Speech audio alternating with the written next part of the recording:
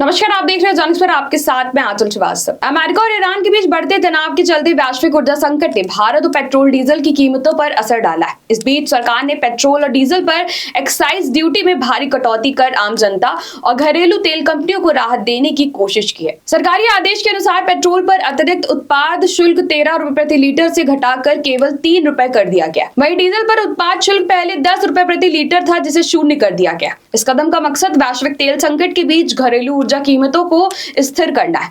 विशेषज्ञों के अनुसार ईरान द्वारा हॉर्मुज स्ट्रेट पर नाकाबंदी ने वैश्विक ऊर्जा आपूर्ति को बाधित कर दिया था। इस जलमार्ग से दुनिया के 5वें हिस्से के कच्चे तेल और करीब 10 अरब घन फीट गैस का परिवहन होता है। युद्ध और ब्लॉकेज के चलते अंतर्राष्ट्रीय बाजार में तेल की कीमतें $100 प्रति बैरल के ऊपर चली गई थी। सरकार ने पहली बार एटीएफ यानी एविएशन टरबाइन फ्यूल पर स्पेशल एडिशनल एक्साइज ड्यूटी लागू कर दी है। नए नियमों के तहत एटीएफ पर 50 प्रति लीटर टैक्स निर्धारित किया गया था, लेकिन अब छूट के बाद प्रभावी दर 29.5 प्रति लीटर रह गई है। इससे एयरलाइंस की लागत बढ़ने की संभावना बनी हुई है, जिससे असर यात्रियों की टिकट पर पड़ सकता है।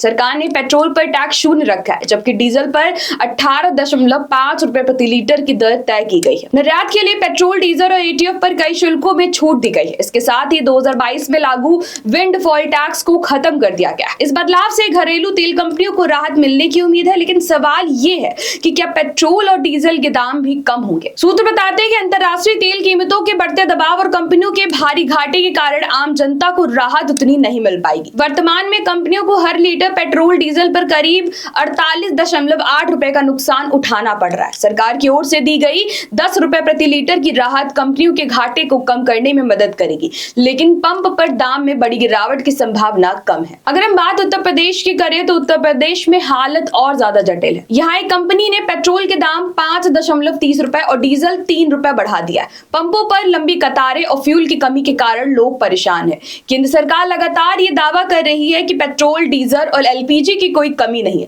लेकिन स्थानीय स्तर पर स्थिति कुछ और ही दिख रही है। जम्मू कश्मीर में भी हालात तनावपूर्ण बने हुए हैं। मुख्यमंत्री उमर अब्दुल्ला ने पेट्रोल पंपों पर लंबी कतारों को देखकर आगाह किया है। उन्होंने जनता से पंप के बाहर डेरा डालना बंद करने का आग्रह किया है और चेतावनी दी है कि ऐसा ना करने पर अगले कुछ दिनों के लिए सभी पेट्रोल पंप बंद कर दिए जाएंगे। विशेषज्ञों का कहना है कि वैश्विक तेल संकट और स्थानीय आपूर्ति की चुनौती देखते हुए सरकार ने टैक्स में कटौती जैसी राहतकारी नीति लागू की है। हालांकि पेट्रोल और डीजल की कीमतों में वास्तविक कमी का असर केवल तब दिखाई देगा जब अंतर्राष्ट्रीय बाजार में कच्चे तेल की कीमतों में स्थिरता आएगी। सरकार का कहना है कि यह कदम देश की अर्थव्यवस्था को स्थिर रखने और घरेलू तेल कंपनियों के घाटे से बचाने के लिए जरूरी था। वहीं विपक्ष इस कदम को सीमित राहत के रूप में देख रहा है और कह रहा है कि आम जनता को वास्तविक लाभ अभी नहीं मिल रहा है। देश भर में ईंधन की कीमतों और आपूर्ति को लेकर अस्थिरता बनी हुई है। पेट्रोल और डीजल पर टैक्स में कटौती से राहत तो मिलेगी, लेकिन पंप पर कीमतों में बड़ी गिरावट आने में समय लग सकता है। आम जनता की नजरें अब सरकार और तेल कंपनियों पर टिकी हुई हैं। तो ऐसे देश और दुनिया की बड़ी खबरों पर नजर रखने के लिए आप जुड़े रहिए जॉन एक्सप्रेस के साथ। नमस्कार।